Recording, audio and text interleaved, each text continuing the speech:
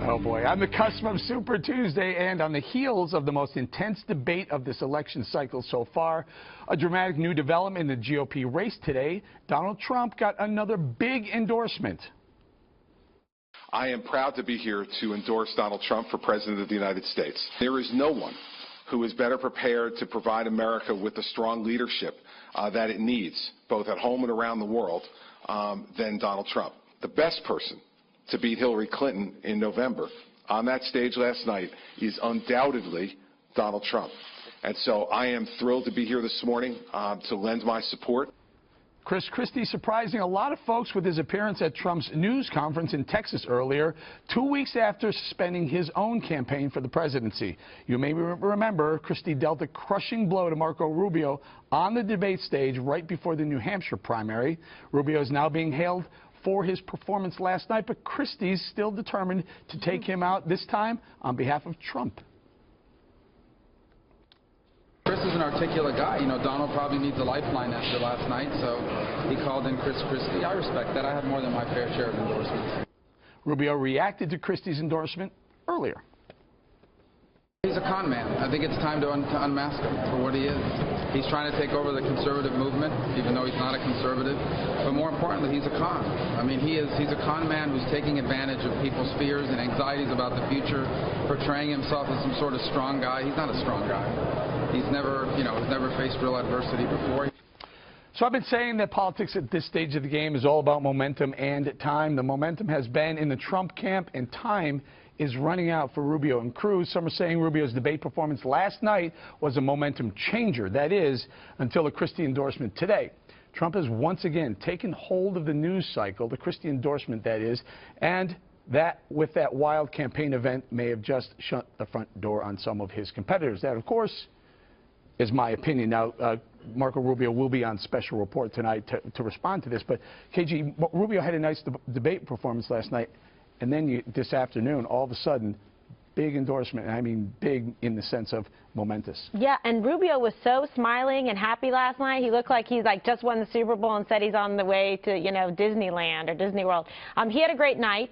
But again, if the people wanted to try and take on Donald Trump, like, why are you showing up in the 9th inning? You should have been playing ball all along. If you had op research against him, why didn't you bring out things before? It's all a little bit suspect. Nevertheless, he was taking heavy hits from the left, from the right, all over the place, and he was fending them off. He was fending him off. He was doing Jedi moves, trying to just, deflect away from it, slamming this one, then slamming that one. It was a little bit crazy. I know Chris Walsh described it as like a demolition derby, but not necessarily anybody up there acting like, becoming the office of the presidency. But Greg, you even said it went by so fast. You barely even boom, 3 hours. It was over. It was quick. It's 3 hours.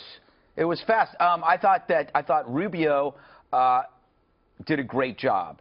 However, like you said, it should have happened sooner. But the problem is you had 17 candidates. So you had slivers of character rather than the full character. And then you have a brilliant move by Trump, which is basically he's like a quick-thinking carjacker. He says he saw what happened last night. He lost it a little on Twitter, but then he came through with this thing. And by the way, we are complicit. I mean, the lead is Christie. The lead is, and also Christie is now trending on Twitter, not Rubio. So this all worked out really well. Trump reminds me of, he's the political version of Deadpool. Deadpool. Deadpool's the superhero that has these regenerative powers. No matter what you do, it just heals immediately. He really is Deadpool, and he's still, he's a smart ass, but nothing seems to hurt him. Yeah, it's kind of like in trial, right, where it's like you have such a losing case, so as a defense, you just throw everything against the wall just to see if anything will stick. I kind of feel like that's where these candidates are. KG's so right. It's so little, and it's so late in the game. You just have to question how much it's going to even stick. I mean, we're not talking about Marco Rubio. But Dana, talk a little bit about the Christie endorsement. Came as a surprise, especially a lot of people would think that a Christie type would back Marco Rubio now. Dana, you called it this morning before it happened. Thank you very much, KG. Reading our emails this morning. You know it. At 6 a.m. Okay, you know my theory about endorsements: add, not subtract, where you can. I think this is important, especially from a news perspective. I don't know how much votes it brings along with you. I mean, Christie came in dead last in Iowa. He has a lot of fans and a lot of supporters, but I think it's a narrow slice. I actually think that in some ways it felt a little awkward to me watching it, because just a couple weeks ago, Chris Christie in that last debate said, "A vote for Trump is a vote for Hillary Clinton."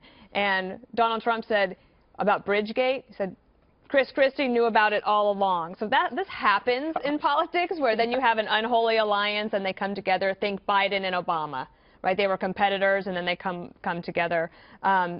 Christie always said that he would support the eventual nominee. There are some people with some very strong feelings that this is a negative for Chris Christie, and you can read all about him on the Twitter. But also, I mean, this does explain why Christie took out Rubio's legs in the previous debate.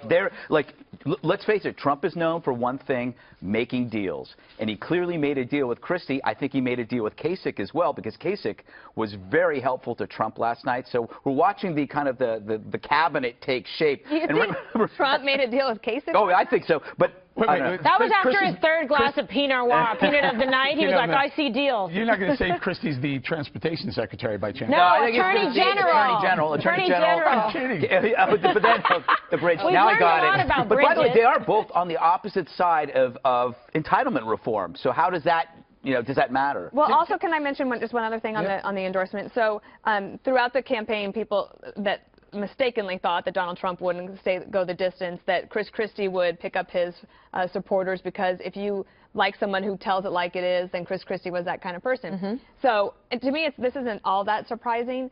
What would be really surprising, which would be great for Donald Trump if he could pull it off, is to get somebody like a Governor Scott Walker, right? Somebody who would be different, so that you're adding a whole different dimension and you're growing your audience. Let me throw Are something you going at to call that? KG.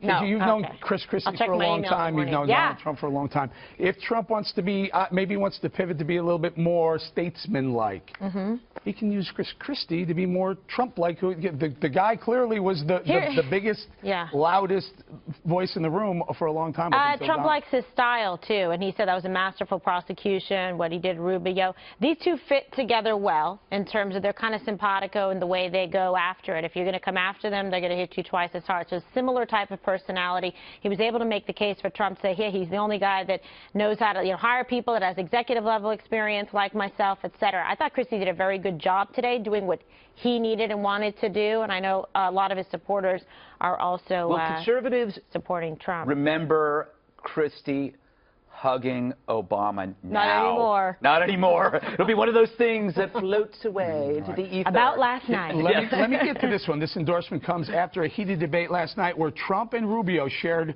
many harsh words. Rubio especially tried hard to get under Trump's skin.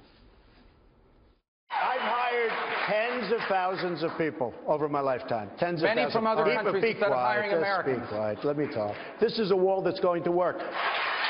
If he builds the wall the way he built Trump Towers, he'll be using illegal immigrant labor to do it. Here's a guy that buys a house for $179,000. He sells it to a lobbyist who's probably here for $380,000, and then legislation is passed. We're going to have Here's the guy that inherited $200 million. If he hadn't inherited $200 million, you know where Donald Trump would be right now? Selling watches in Manhattan. He lied. 100%. 100%. You lied about the Polish workers. Yeah. You lied to the students of Trump University. 38 years ago. Oh, he lied 38 years ago. All right, I guess there's a statute of limitation on lies.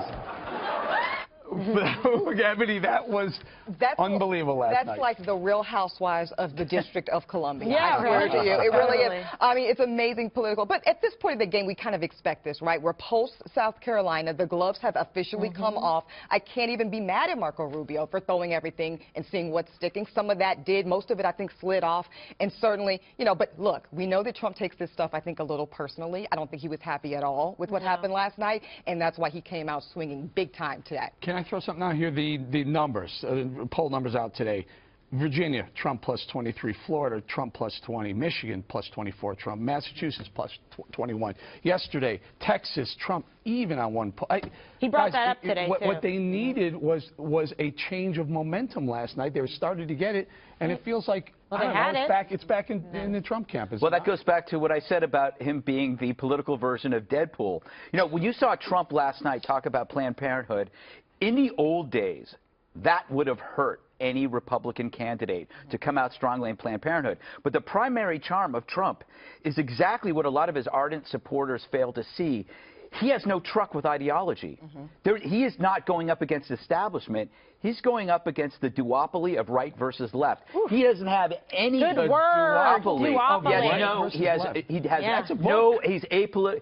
He's apolitical. He's neither right nor left. He's non-ideological, and that's his charm, but it also could be his criticism, and I think Rubio tried to go after that, but it doesn't matter to his fans because his fans are new to this game. That's right. And also, I think this whole he's not a real conservative, that Rubio and Cruz keep trying to I don't think people care because people feel like this. They'd rather take a chance with Trump, even though they maybe don't know for sure what they're going to get. That feels better to a lot of people than going with what they already know hasn't worked before. Plus, I think that's Dana, a lot of people have said, you know, whisper. I like Trump, but they'll whisper. They won't say it out loud, but they'll whisper. Closet He's got 40,000 people at his rally. No. And if you ask a lot of people who are going to vote for, I don't.